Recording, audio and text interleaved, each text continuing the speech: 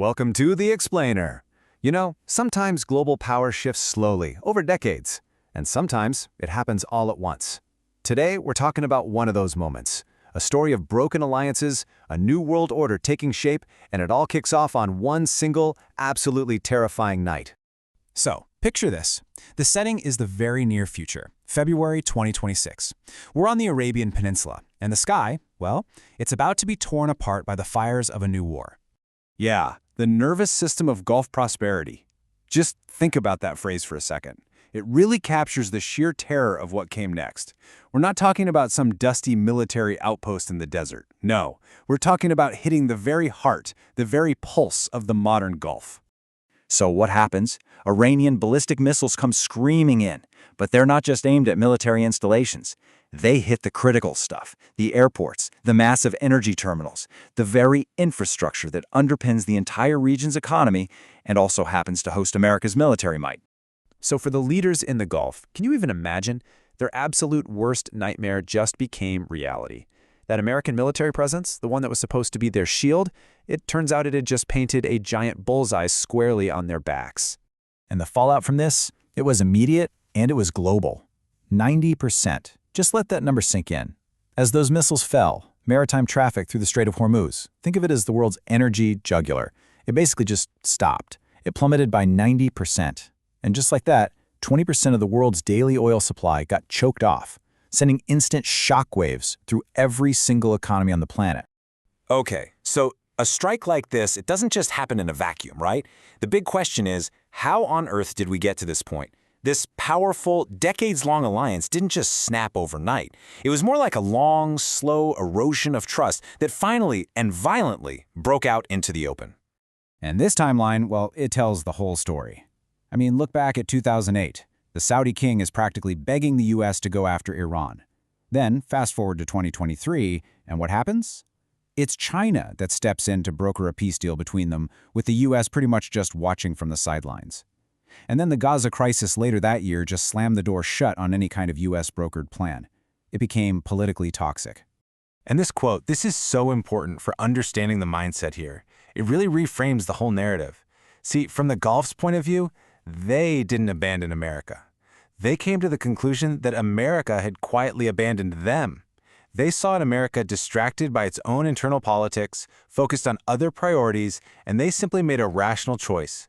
Which brings us right to the core paradox, the central dilemma that these attacks forced everyone to confront. It's a question that had been whispered behind closed doors for years, but now it was being shouted from the rooftops. Was this American military presence a deterrent, or was it just a target? That's the fundamental question. You have to imagine every single leader in the region staring at the radar screens, asking themselves that exact thing. Was this so-called insurance policy actually worth the risk it created? And the answer, when it came, was absolutely devastating. Because in Iran's military strategy, those bases weren't a passive shield at all. They were the reason for the attack. The protector had become the provocation. And if they needed any more proof, this was it, the moment of truth. As missiles are flying towards their cities, U.S. air defense systems were reportedly focused on protecting Israeli airspace. And in that moment, that single operational decision shattered the implicit security pact. When push came to shove, they learned they weren't Washington's top priority. The deal was off. You know, they say nature abhors a vacuum, and that is especially true in geopolitics. As America's shadow in the region receded, you better believe other powers were waiting in the wings, ready to step into the light with some very, very different offers. I mean, just look at this table. The strategic reversal is just stark. Look at the U.S. column. It goes from strike pleader, the power they begged to solve their problems, to détente bystander, and finally to a security liability, a liability. All while the emerging powers column goes from basically dormant to the center of the action. And these new suitors, they're bringing some very tempting offers to the table. Suddenly the Gulf has options. China offers what our source perfectly calls commerce without conversion. Basically, we'll do business, but we're not going to lecture you about your politics. Then you've got Russia offering arms deals, India as a non-aligned partner. They're all offering partnerships, but on the Gulf's terms, not Washington's. And what about Europe in all this? Well, this quote just hits the nail on the head. Europe has everything to lose from instability in the Gulf, their energy supplies, their economies, but they have almost no power to do anything about it. And after those missiles fell, that long-standing, awkward contradiction suddenly became a full-blown strategic emergency. So, where does all this lead? To a historic crossroads. The attacks forced a choice that could no longer be put off. And now, the future of the entire region and maybe the global order itself is hanging in the balance, with three very distinct paths forward. Our source material boils all this complexity down into three potential futures. Let's break down what each one looks like. First up, Scenario A. The Chinese century arrives a bit early. In this future, the Gulf pivots hard to the east.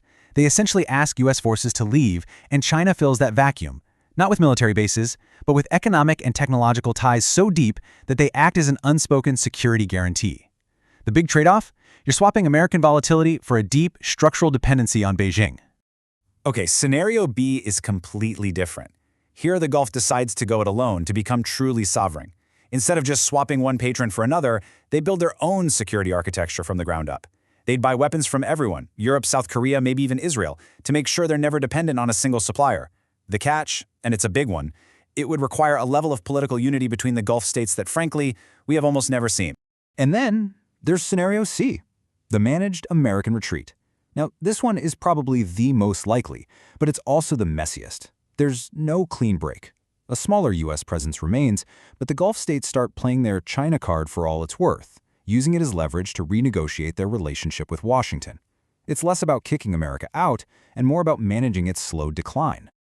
But what's really fascinating is that across all three of these possibilities, the source argues that the key variable isn't Washington or Beijing, it's the Gulf itself. Their ability to act as a unified, collective bloc, that is the most powerful strategic asset they have. So here's the big takeaway. This moment of extreme danger is also a moment of historic opportunity. For the first time, maybe ever, the Gulf states have a real chance to turn all their immense economic and geographic importance into genuine strategic autonomy, to truly be masters of their own destiny on the world stage. And we'll end with this final provocative thought.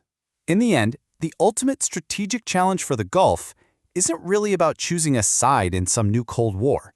It's about mastering the incredibly difficult art of being so crucial to everyone that no one can afford to let you fail.